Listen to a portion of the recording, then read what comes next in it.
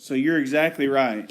If you notice, each of these terms, that term, and that term, are all divisible by -4, right? And so you're going to, what I'm looking for you to say is, factor out -4. So when we factor out -4, we put in the parentheses what's left after we do that. Remember, what that means is this. Here, let me put a little more space. What that means is, it's like I'm dividing each term by -4. So I'm going to write -4, parentheses, like this. And then it's like I'm dividing this one by -4, and I'm dividing this by -4, and I'm dividing this by -4. And the reason I'm able to do that is because -4 is divisible by itself here and here, and 360 is also divisible by -4. So when you divide each of those by -4, what do you get? M squared. No, a negative divided by a negative is a positive M. And 360 divided by -4 is negative what? Huh? 90. Okay? And so you factored out -4 right here. And remember what I said, when you factor out something, it's like you're dividing each term by what? Say -4.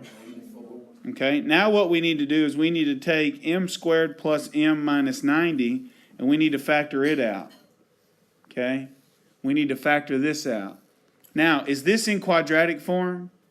Does it follow the form M squared, and then M, and then a number without a variable? Does it follow that form? So it's quadratic. So that if it factors, if quadratics factor, they generally factor into two binomials. So I'm going to go ahead and write two binomials, and y'all should write two binomials on your paper as well. Now, what times what will give me M squared?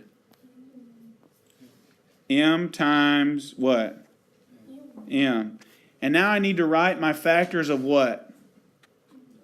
90. What are my factors of 90? 1 times 90. 2 times what? 45. 3 times what? 30.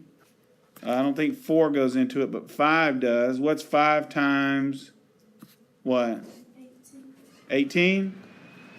6 times what? What'd you say? 15. Does 7 go into it? What about 8? No, but 9 times 10 does, doesn't it? Right? And so, now here's what I'm looking for. The number in front of M is a 1. So I'm looking for which combination will multiply to give me -90, but add to give me +1. 90 minus 1 is 89, isn't it? So that doesn't work. 45 minus 2 is 43, so it doesn't work. 30 minus 3 is 27, that doesn't work. 18 minus 5 doesn't work.